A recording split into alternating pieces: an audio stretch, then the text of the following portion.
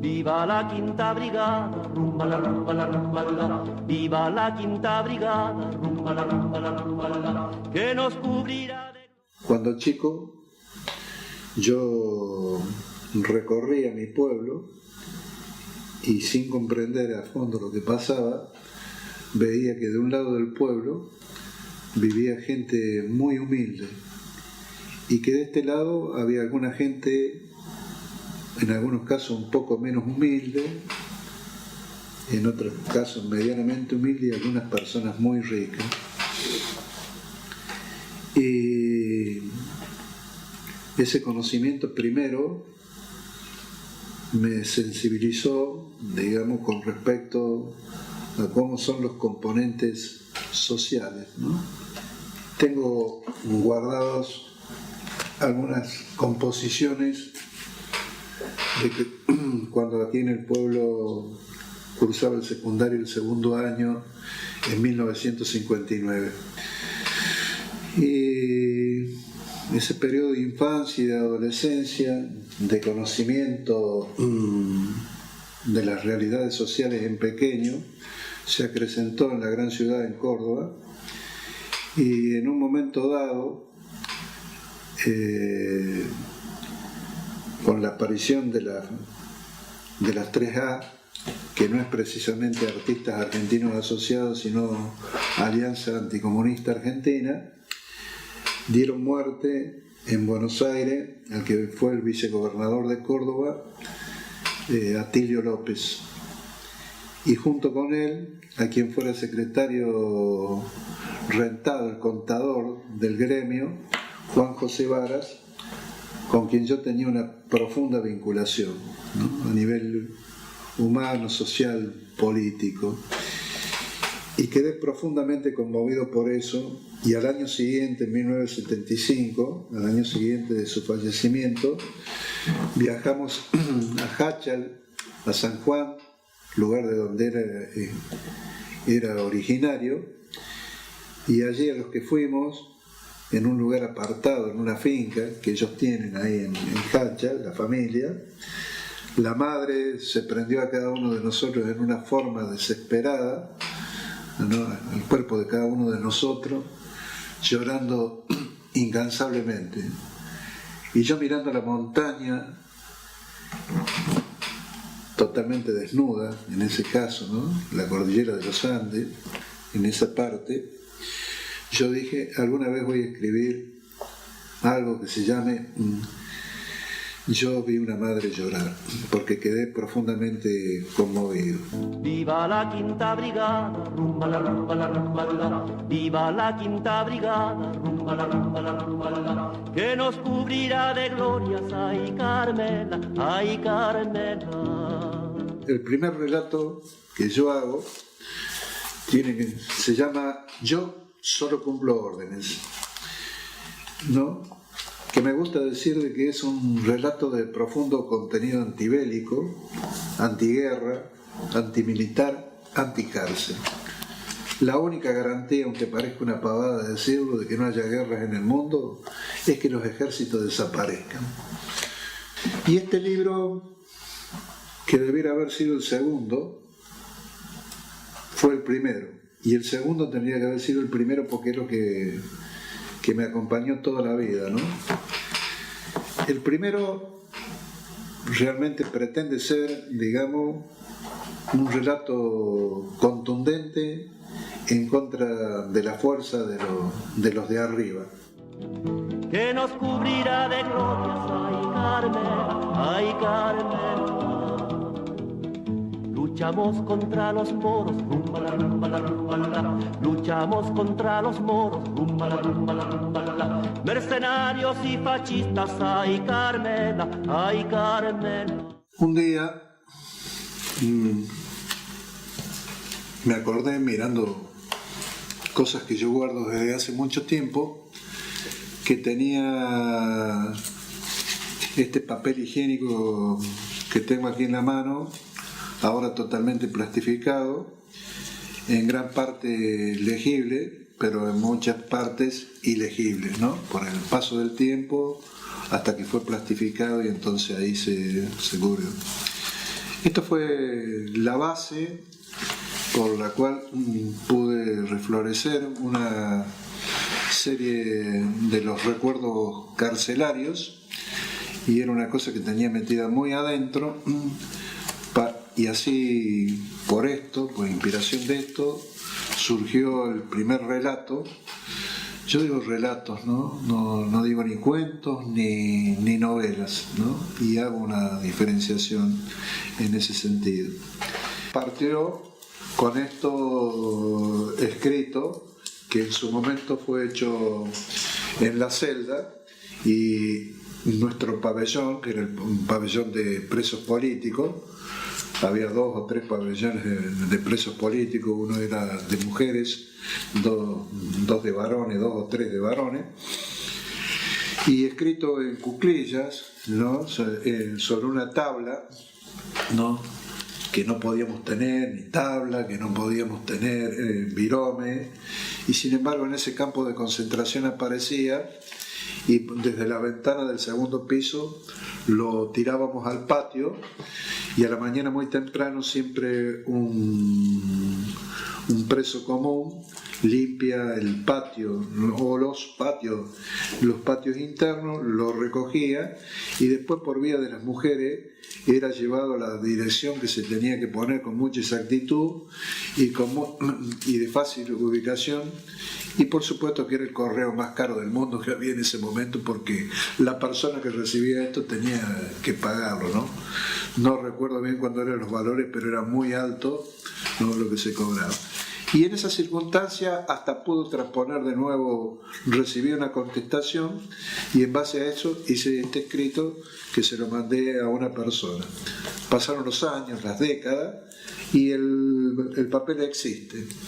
Y se me ha ocurrido, desde hace un tiempo ya más o menos largo, que lo voy a dejar en el Museo de la Memoria, porque he visto que por ahí pasa mucha gente que viene de otras provincias y también de otros lugares o de países vecinos, para que pueda ser valorado en su dimensión cómo era que funcionaba el aparato del Estado que había condenado a miles de personas a campos de concentración. Mercenarios y fascistas, ay Carmela, ay Carmela.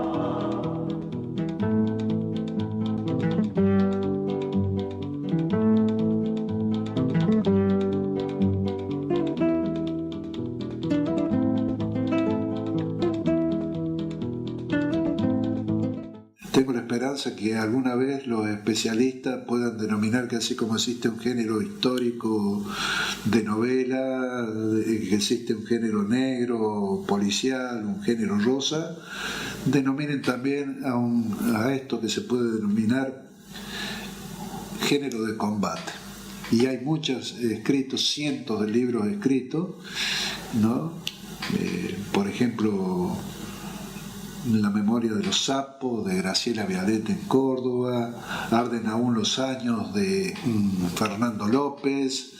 Hay un escritor ya fallecido que se llamó Marimón, un hombre tremendamente serio en su vida y en sus escritos, y la extensión puede ser, digamos, muy larga. Eso en cuanto a lo del primer relato, ¿no?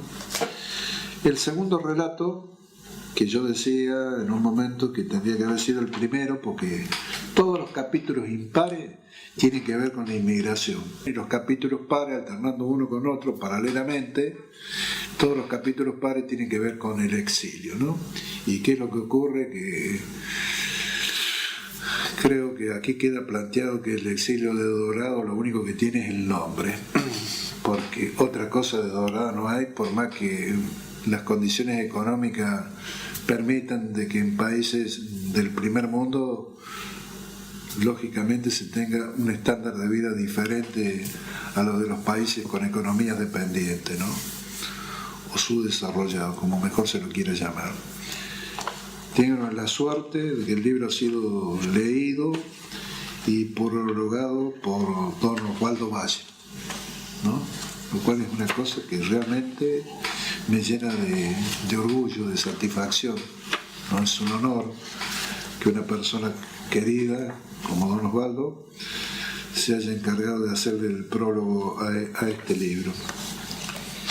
Por último, este libro que se llama En búsqueda de los pasos perdidos, que es el regreso del exilio y de cómo entonces fue visto el país luego del largo proceso militar, en qué estado había quedado la economía, la cuestión social, los partidos políticos habían sido prohibidos, los sindicatos intervenidos, los centros estudiantiles cerrados, los centros vecinales también intervenidos o cerrados. ¿Cómo fue visto el país? Y entonces acá está este relato de cómo fue visto y cuáles fueron los sentimientos que se desarrollaron en ese momento.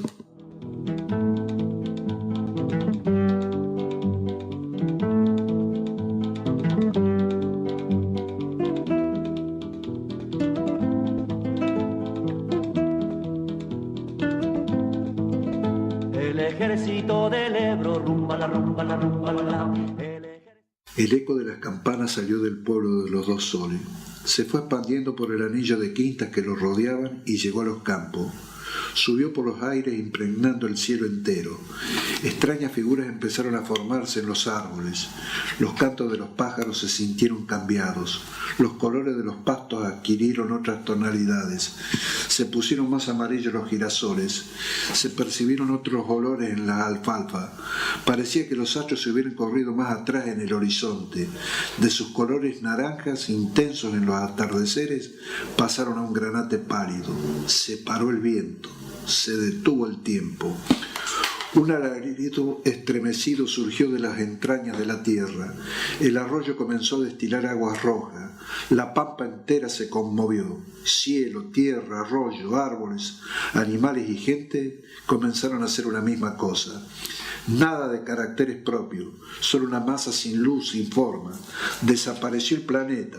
La energía vital que acompañó a la materia se desprendió de ella para comenzar su viaje por el universo. La resonancia se repartía a los cuatro rumbos y sonaba muerto. Por la arbolada calle de tierra se distinguían pequeñas quintas llenas de verde, con sus eucaliptos llenos de pájaros. Sobre la inmensidad de la llanura nadie podía dejar de sentirse pequeñito ante el horizonte. Grupos de ancianas lloraban, los jóvenes se sentían acongojados. Las primeras eran hermanas, primas, cuñadas y amigas de la madre. Los segundos habían sido amigos de él. 40 balazos, qué manera de dispararle. El grito llegó después hasta el lado de la montaña y ésta lo repartió hacia el mar. El dolor se metió dentro de la madre, la hermana, el hermano. La gente estaba consternada. La pregunta del por qué nunca tiene respuesta inmediata. Hace falta recorrer diferentes caminos dentro de uno para tener contestaciones que nunca son definitivas. Ni siquiera sirve el bálsamo del tiempo. Los compañeros de todo el colegio lo rodeaban. No se acordaban de sus estudios, de sus trabajos, de sus bailes, de sus gracias, de sus amores. Solo lloraban. ¿Por qué? Las respuestas solo se alcanzan en el decurso de las épocas, pero el tiempo se había parado. Las noches y los días sobre la pradera tienen una dimensión como ella misma. Es así que el círculo que forma con las montañas y los mares se cierra allí. Es el centro, el punto de donde se hace referencia a la distancia para luego regresar. El estallido de estrellas se vuelve profundo y conmovedor. Por eso él quiso llegar hasta allí. Su infancia llena de ternuras, de juegos, de asperezas de trabajo, lo fueron a buscar. Los bailes, los amores juveniles. Arrastró todo el tráfago de las grandes ciudades. El sonido de las lenguas extrañas que escuchó estando afuera, la dolorosa y melancólica sinfonía del emigrado, el sinsabor del regreso al comprender que todo había cambiado y más que nada él. Lo llevaban en anda sus antiguos compañeros, la pequeña aldea desprovista de mares y ríos, de cerros y montañas, de quebrada y hondonada, de sitios bulliciosos o ilustrados, volvía a recibirlo. Lloraba mucho la hermana, porque no se acordaba de cuando eran niños y jugaban.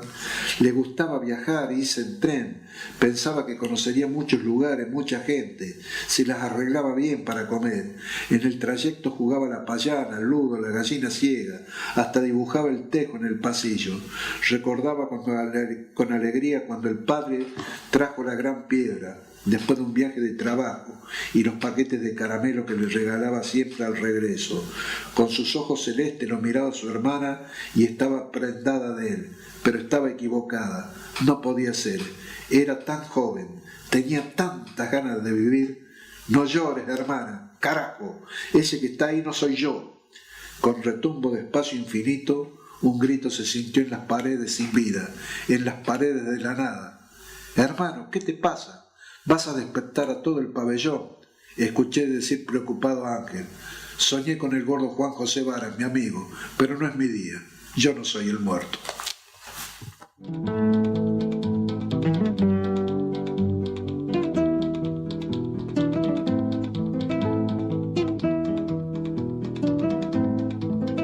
En los frentes de Granada, rumbala, rumbala, rumbala, en los frentes de Granada, rumbala, rumbala, rumbala, no tenemos días lunes, ay Carmela, ay Carmela. No tenemos días lunes, ay Carmela.